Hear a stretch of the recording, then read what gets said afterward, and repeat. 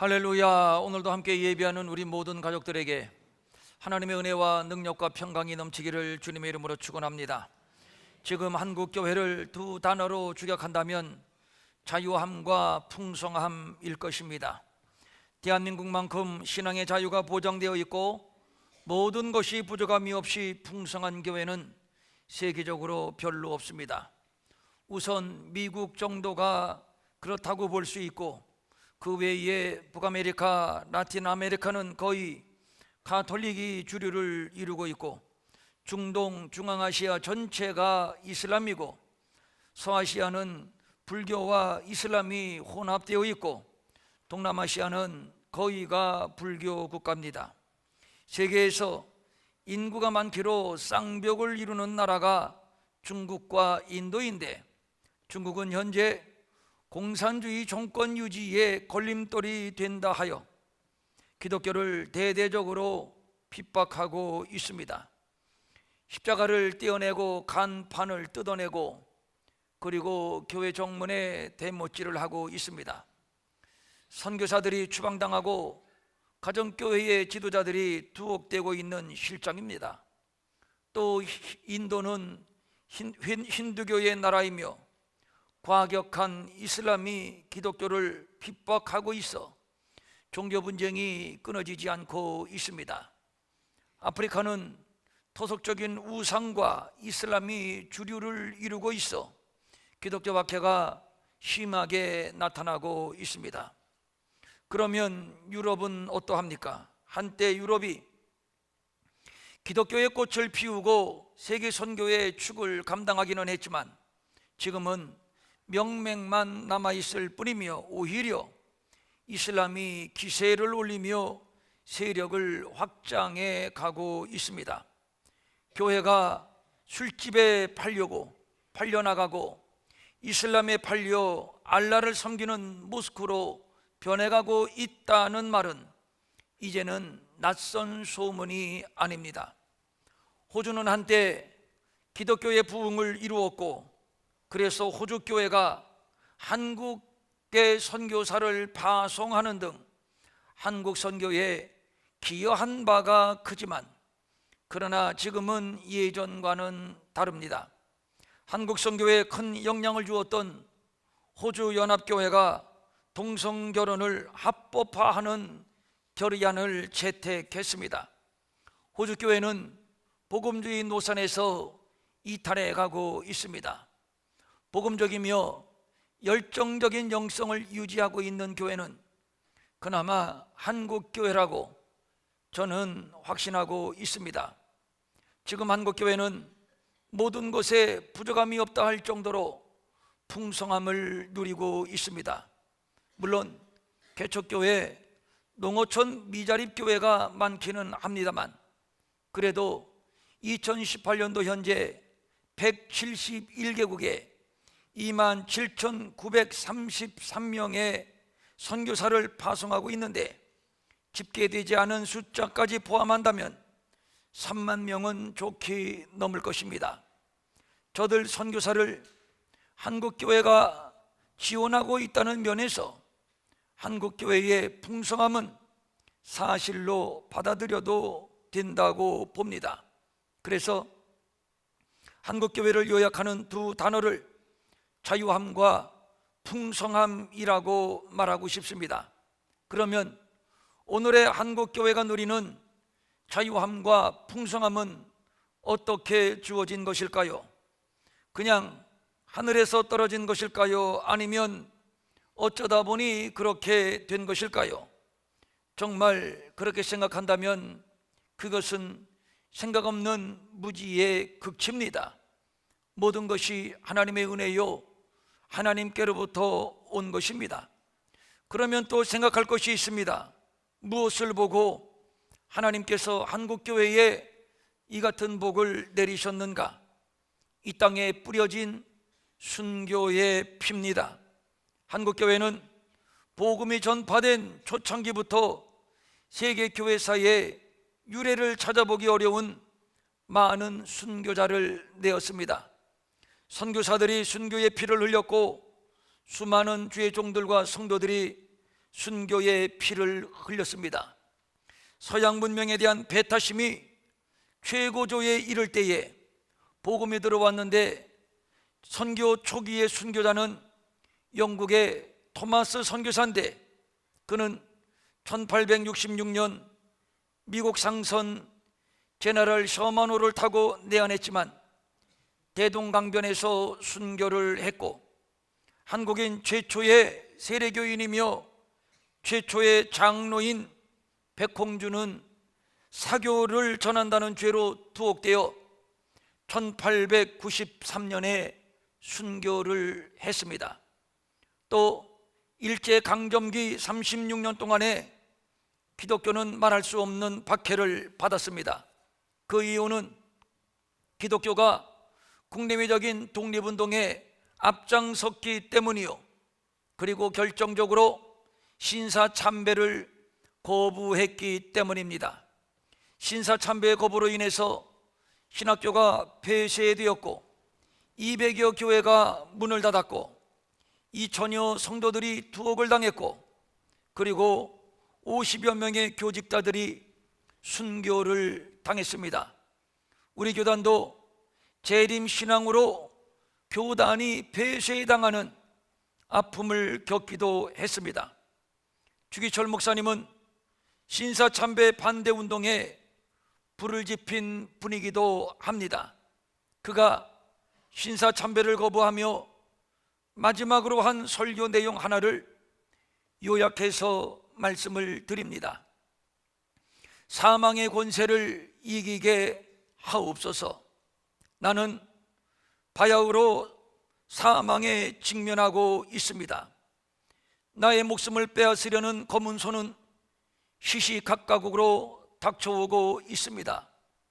사도 베드로도 계집종 앞에서 3번씩이나 예수를 부인했는데 누가 감히 죽음이 무섭지 않다고 장담을 하겠습니까?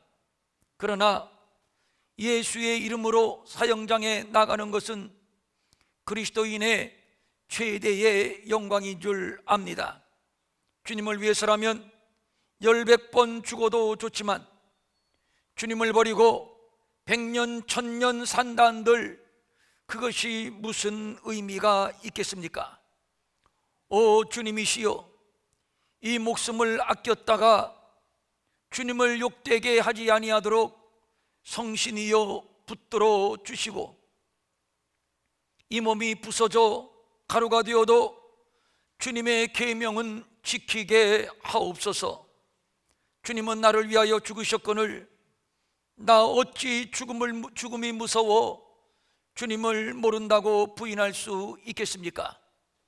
오직 일사각오만 있을 뿐입니다. 나는 부활하신 예수님을 믿습니다. 나도 예수님과 같이 부활하리로다. 할렐루야. 나의 사랑하는 교우 여러분, 그리스도인은 살아도 그리스도인답게 살고 죽어도 그리스도인답게 죽습니다. 죽음이 무서워 예수를 버리지 맙시다. 이 주목사가 죽는다고 슬퍼하지 마세요. 나는 내 주님 외에 다른 신 앞에 무릎을 꿇고는 살 수가 없습니다. 더럽게 사느니보다는 차라리 죽고 또 죽어서라도 주님을 향한 정절을 지키려고 합니다.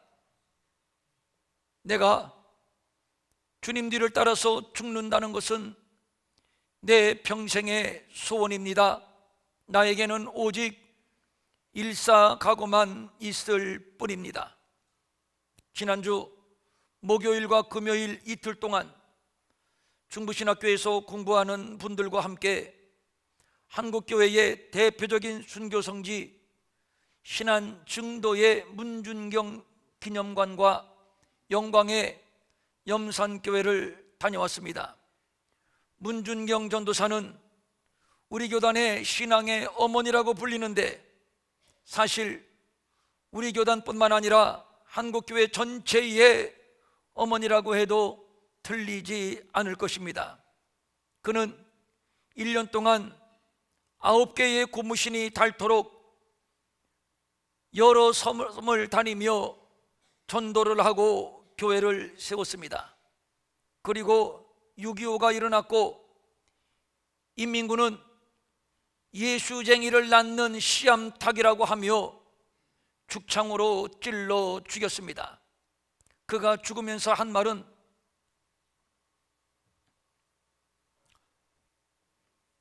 나는 당신들 손에 죽지만 당신들 예수 믿으세요. 문중경 전도사는 신안군에만 11개의 교회를 세웠고 중도 주민 90%가 예수를 믿는다는 통계가 있습니다. 지금은 외지에서 전입해 오는 자들이 많아서 조금은 내려갔다고 하는데 어쨌든 어마어마한 복음화 비율입니다. 지금도 증도는 담배 가게가 없는 곳으로 유명합니다. 이곳에서 한국교회를 대표하는 굵직한 지도자들이 많이 나왔습니다.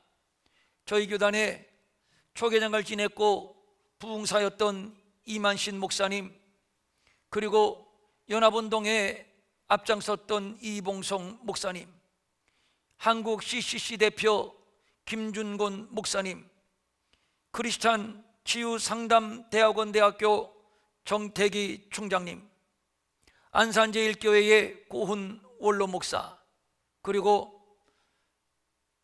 장로회 통합측 총회장 최영남 목사 그 외 등등, 그리고 이판일 장로라고 있습니다. 그는 임자도에서 문준경의 전도를 받은 자였습니다.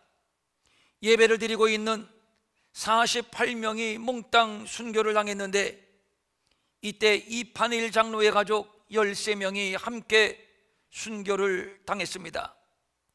교회에서 죽이거나 교회 앞마당에서 죽이지 아니하고 10km가 넘는 백사장으로 끌고 갔습니다. 10km를 가는 도중에 공산주의자들은 계속 누구든지 지금이라도 예수 안 믿겠다고 하면 살려주겠다고 회유를 합니다. 10km는 걸어가기에는 상당히 먼 거리입니다. 이 먼 길을 끌려가면서 어찌 두려움이 없었겠고 어찌 공포가 없었겠습니까? 어찌 마음에 요동이 없었겠습니까? 이제라도 안 믿는다고 할까? 이제라도 살려달라고 할까? 목숨이 아깝지 않고 죽음이 두렵지 않은 자가 어디에 있습니까? 46명 중에는 16세 이하가 무려 26명이었습니다. 이판일 장로는 68세의 노모를 등에 업고 갑니다. 마침내 바닷가에 도착했습니다. 공산주의자들은 마지막으로 묻습니다. 아직 늦지 않았다.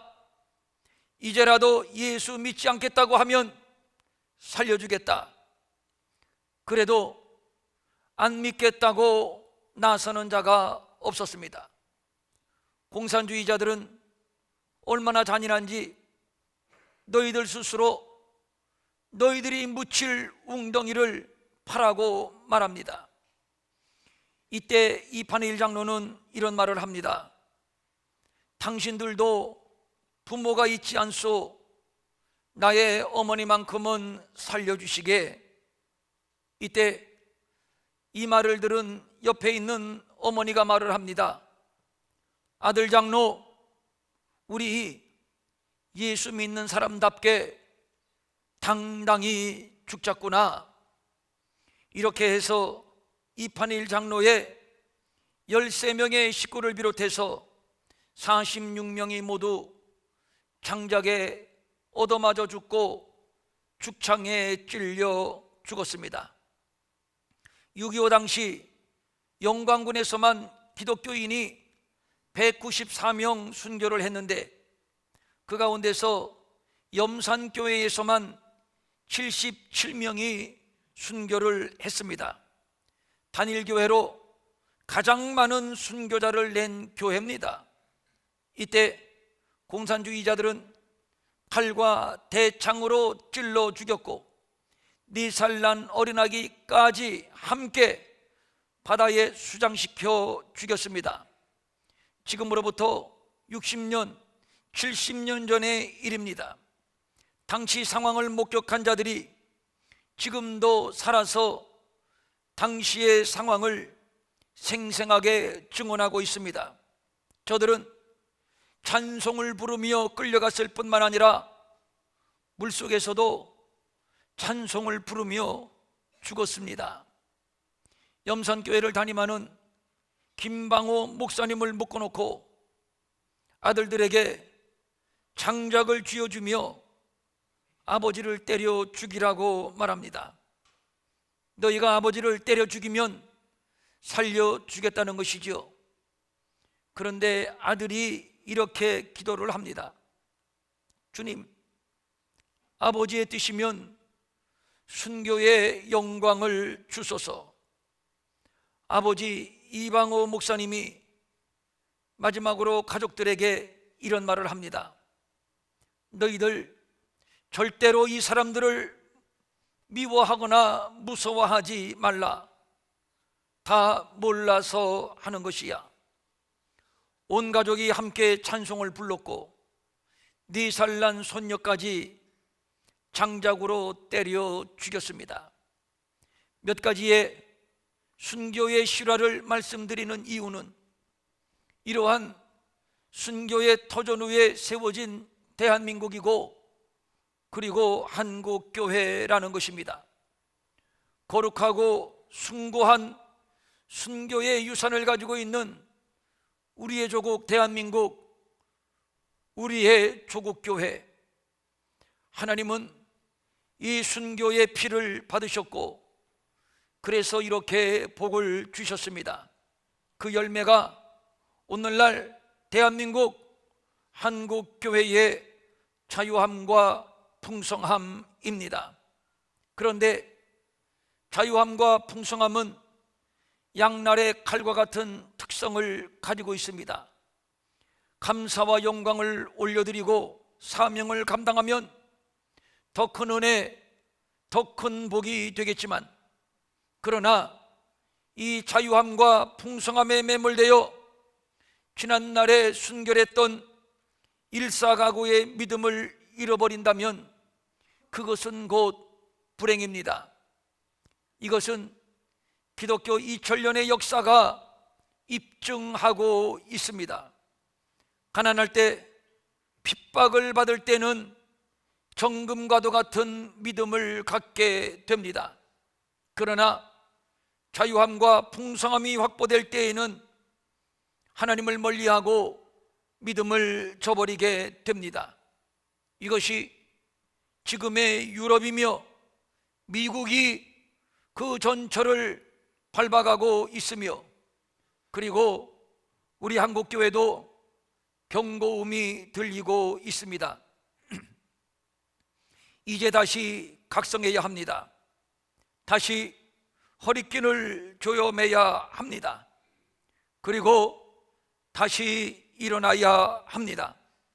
그리고 지난날 우리의 믿음의 선진들이 붙잡았던 십자가, 일사가고 죽으면 죽으리라는 믿음으로 걸어갔던 그 길을 우리 다시 걸어가야 합니다. 이 문은 좁은 문이요, 이 길은 좁은 길, 협착한 길입니다. 그래서 많은 사람들이 가기를 싫어합니다. 그러나 가야 합니다. 주님이 가셨던 십자가의 길이며 생명의 길이기 때문입니다. 오늘 본문은 초대교회 부흥의 초창기에 있었던 일입니다. 예수님이 십자가에 달려 죽으셨지만 3일 만에 부활하셨습니다. 이 사건은 제자들을 깨운 사건이었고 역사를 깨운 사건이었습니다. 제자들은 예수님께서 분부하신 바대로 예루살렘에 모여 열심히 기도했고 성령을 받았습니다. 그리고 외칩니다. 그런즉 이스라엘 온 집은 확실히 알지니 너희가 십자가에 못 박은 이 예수를 하나님이 주와 그리스도가 되게 하셨소이다. 회개하여 각각 예수 그리스도의 이름으로 세례를 받고 죄 사함을 받으시오. 그리하면 성령을 선물로 받을 것이외다. 이 말을 받고 세례를 받은 자들이 3,000명이나 되었습니다. 뿐만 아니라 저들 가운데 놀라운 변화가 일어났습니다. 자기들이 가지고 있던 재산과 소유를 다 팔아 가난한 자들에게 나누어 주었습니다. 그리고 저들은 하나님을 찬미하며 또 온 백성들에게 칭찬을 받게 되었고, 하나님께서 구원받는 자들의 수를 날마다 더하게 하시어 큰 부흥을 이루게 하셨습니다. 이뿐 아닙니다. 성전 미문에서 구걸하던 나면서부터 걷지 못하는 자를 걷게 하는 기적을 나타냈고, 이로 인해서 많은 사람들이 베드로와 요한을 따르게 되었습니다. 이때 그를 따르던 자들을 향해서 한 설교가 오늘 우리가 함께 읽은 본문입니다. 이스라엘 사람들이여, 왜 놀라며 왜 우리를 주목합니까? 우리 개인의 경건과 능력으로 이런 일을 한 것이 결코 아닙니다. 당신들이 예수를 빌라도에게 넘겨주었고, 당신들이 생명의 주를 죽였지만 하나님께서 죽은 자 가운데서 그를 살리셨으니 우리가 바로 이 일의 증인이요, 이 예수가 이 사람을 낫게 한 것이요, 그러므로 너희가 회개하고 돌이켜 너희 죄 사함을 받으라. 이렇게 하면 새롭게 되는 날이 주 앞에서 이를 것이니라. 지난날 겁쟁이였던 베드로, 그래서 계집아이 앞에서 3번씩이나 예수를 모른다고 부인했던 베드로, 그런 그가 달라졌습니다. 그리고 이렇게 담대하고 확신 있게 예수를 증거하고 있습니다. 이 일로 인해서 공회에 잡혀갔습니다. 공회원들이 베드로와 요한에게 묻습니다. 너희가 무슨 권세와 누구의 이름으로 이런 일을 행하는가? 베드로가 대답합니다. 너희와 모든 이스라엘 백성들은 알라. 너희가 십자가에 못 박고 하나님께서 죽은 자 가운데서 살리신 나사렛 예수 그리스도의 이름으로 이 사람이 건강하게 되어 너희 앞에 섰느니라. 다른 이로서는 구원을 받을 수 없나니 천하 사람 중에 구원받을 만한 다른 이름을 우리에게 주신 일이 없음을 당신들은 알아야 할 것이요. 공회원들이 다시 말합니다. 이제 다시는 예수의 이름을 부르지도 말고 가르치지도 말라. 베드로와 요한이 다시 말합니다. 하나님 앞에서 너희들의 말을 듣는 것이 하나님의 말씀을 듣는 것보다 옳은가 판단하라. 우리는 보고 들은 바를 말하지 아니할 수 없노라. 저들은 굴하지 않았습니다. 타협하지도 않았습니다. 우리가 이 일의 증인이라. 저들은 끝까지 증인의 길을 갔습니다. 증인은 순교라는 말과 어원을 같이 하고 있습니다. 그러니까 저들은 순교의 각오로 그리스도의 증인이 되었던 것이고, 그리고 마침내 순교의 제물로 장렬하게 하나님 앞에 바쳐졌습니다. 사도들을 비롯해서 초대교회의 성도들이 다 이 순교의 길을 갔고, 이 순교는 후손에게 계속 이어졌고, 이렇게 순교의 역사는 2000년 동안 이어왔습니다. 그러므로 2000년의 기독교 역사는 피의 역사요 순교의 역사라고 볼 수 있으며, 한국교회도 그 연장선상에 있는 것입니다. 교회가 이렇게 순교의 길로 갈 수 있었던 것은 바로 이 신앙, 이 고백 때문입니다. 너희가 거룩하고 의로운 일을 거부하고 도리어 살인한 사람을 도와주기를 구하여 생명의 주를 죽였도다. 그러나 하나님이 죽은 자 가운데서 그를 살리셨으니 따라합니다. 우리가 이 일의 증인이라. 이 일의 증인이라. 증인은 보고 들은 것을 증언하는 자입니다. 보지 못하고 듣지 못한 자는 증인이 될 수 없습니다. 너희가 거룩하고 의로운 생명의 주를 죽였다. 그러나 하나님께서 죽은 자 가운데서 그를 살리셨다. 즉 예수님의 죽음과 부활입니다. 베드로는 빌라도의 법정에서 불법적인 재판을 받는 예수를 지켜보았고, 처참한 십자가의 죽음도 지켜보았고, 부활하신 주님도 만나보았고, 부활하신 주님이 차려주신 아침도 직접 먹어보았고, 하늘로 승천하시는 장면도 목격하였고, 그가 약속하신 성령도 받았고, 그래서 성전 미문에서 구걸하던 나면서부터 걷지 못하는 자를 고치기도 했습니다. 세상 모두가 아니라고 부인해도 베드로가 부인할 수 없는 것은 보았기 때문이요, 들었기 때문이요, 체험했기 때문입니다. 그래서 이렇게 외칩니다. 우리는 보고 들은 말을 말하지 않을 수 없노라.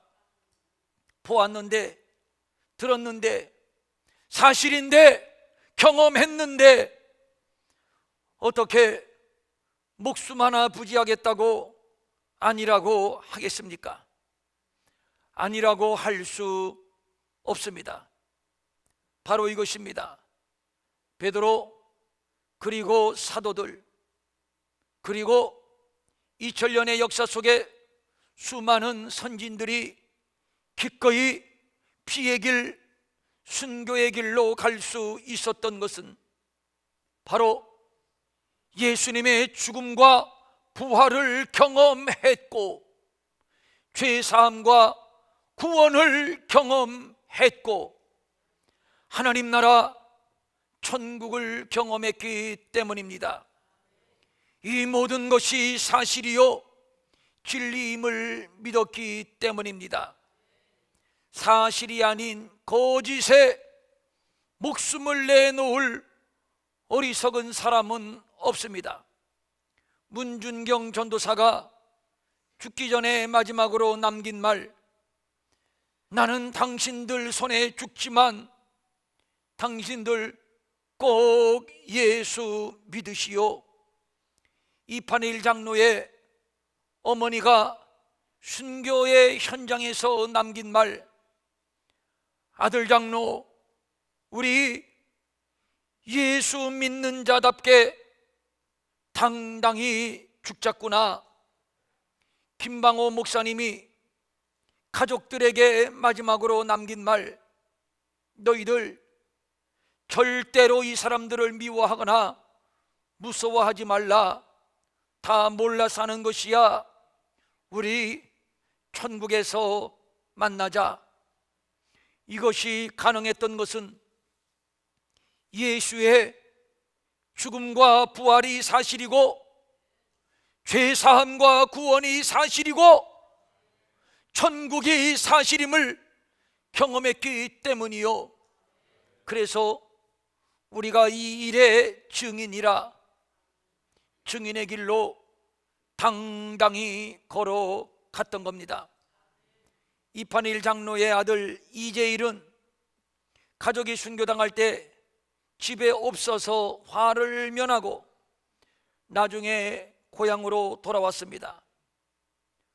동네가 피비린내로 진동하고 아버지를 비롯한 가족 13명이 죽었습니다. 미쳐 날뛰던 공산주의자들이 모두 체포되었습니다.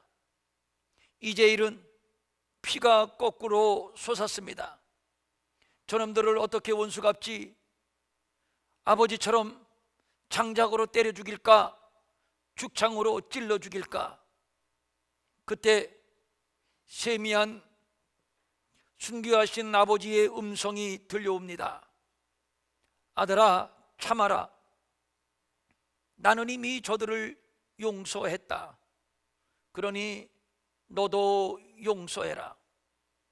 후에 이재일은 목사가 되었고, 그리고 13명의 가족이 순교당한 고향으로 돌아와서 목회를 했는데 주민 거의 다가 예수를 믿는 마을로 부흥을 했습니다. 이 목사는 가족을 죽인 가해자의 자녀 결혼식에 주례를 섰고 또 가해자의 자손 가운데 장로로 세우기도 했습니다. 이 일이 가능한 것은 예수님의 죽음과 부활 그리고 다시 오시는 재림이 사실이고 그의 말씀이 우리를 구원하는 생명의 말씀인 것이 사실이고 그가 십자가에서 흘리신 그 피, 그 사랑이 사실이기 때문이요.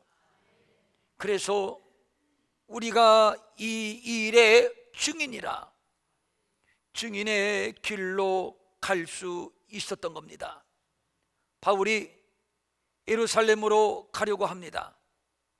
이는 맨손으로 호랑이 굴 속에 들어가는 것과 마찬가지요, 기름통을 들고 화약고로 뛰어 들어가는 것과 마찬가지입니다. 그를 아끼는 성도들이 극구 만류합니다. 선생님, 가지 마세요. 가면 10중 8구는 죽습니다. 이때 바울이 한 말이 이것입니다.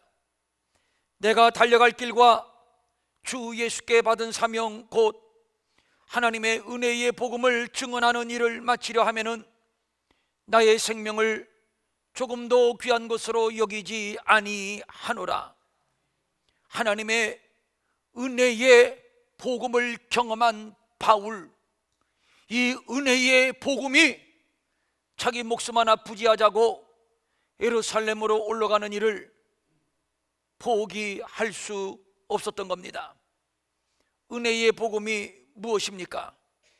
저를 믿으면 멸망치 않고 영생을 얻는 부활하신 예수 그리스도, 누구든지 주의 이름을 부르는 자는 구원을 받는 예수 그리스도. 다른 이로서는 구원을 얻을 수 없나니 천하 사람 중에 구원받을 만한 다른 이름을 우리에게 주신 일이 없는 예수 그리스도, 모든 믿는 자를 구원하는 하나님의 능력 예수 그리스도, 이것이 바로 은혜의 복음인 것입니다. 그래서 이 은혜의 복음을 믿는 자들은 달려갈 길과 주 예수께 받은 사명 곧 하나님의 은혜의 복음을 증언하는 일을 마치려 하면은 생명조차 조금도 귀한 것으로 여기지 않는 것이며, 그래서 우리가 이 일의 증인이라 기꺼이 증인의 길을 가게 되는 것입니다. 예수를 믿을 가치, 아니 예수를 믿어야만 하는 절대적인 이유, 그것은 성경에서 말하는 예수에 관한 모든 것이 다 사실이기 때문입니다. 길이요 진리요 생명이기 때문입니다.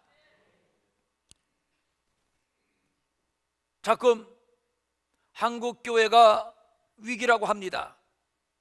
그러면 묻습니다. 무엇이 위기입니까?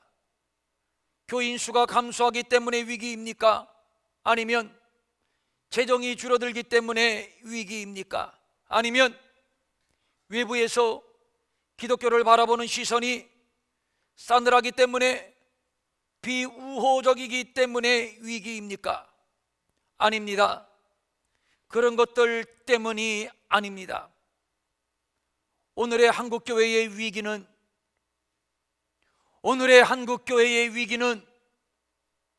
순교신앙의 약화입니다. 지금 한국교회 선교사의 연령 분포를 보면 30대가 10.6%, 20대가 2.9%에 불과합니다. 젊은이들이 헌신하지 않습니다. 왜 그런 것입니까? 이렇게 여유롭고 이렇게 풍성하고 이렇게 신나고 재미있는 세상, 굳이 예수 믿을 필요가 있으며 굳이 예수 믿을 헌신할 필요가 있느냐고 생각하기 때문입니다. 저들에게 예수는 선택이지 필수가 아닙니다. 그래서 굳이 예수에게 인생을 걸 필요가 없다고 생각을 합니다. 증인이 되고자 하는 결단, 순교하고자 하는 결단이 없이는 주일 성수 못합니다. 11조 못합니다. 기도도 못하고 전도도 못하고 목사도 못하고 선교사도 더더욱 못합니다. 여러분, 나에게 주일 성수가 희박합니까? 11조 아까워서 드리지 못하겠습니까? 기도도 못하고 전도도 못하겠습니까? 헌신 못하겠습니까? 한번 스스로 물어보십시오. 나는 그리스도의 증인인가? 나는 주님이 가셨던 그 십자가의 길을 따라가고 있는가? 사도들이 갔던 그 길을 따라가고 있는가? 우리의 믿음의 선진들이 갔던 그 길을 따라가고 있는 신실한 그리스도의 제자인가? 충분히 답을 얻을 수 있으리라 생각이 됩니다. 다시 말씀드립니다. 예수 믿을 가치, 예수에게 헌신할 가치, 예수의 증인이 될 충분한 가치는 예수에 관한 모든 것이 진리이기 때문입니다. 사랑하는 성도님들, 우리 함께 이 길을 가십시다. 이 길은 주님이 가신 길이요 십자가의 길입니다. 이 길은 내가 살고 가족이 살고 민족이 살고 만백성이 사는 길입니다. 그래서 생명의 길이라고 합니다. 순교의 길을 갔던 수많은 믿음의 선진들, 그들은 실패하지 않았습니다. 승리했습니다. 죽지 않았습니다. 살았습니다. 누가복음 2장 9장 24절입니다. 누구든지 제 목숨을 구원하고자 하면 잃을 것이요 누구든지 나를 위하여 제 목숨을 잃으면 구원하리라. 77명의 순교자를 낸 염산교회에 가면 이런 글귀가 적혀 있습니다. 순교는 죽음이 아니다, 새로운 시작이다. 우리 함께 이 길을 가십시다. 아멘.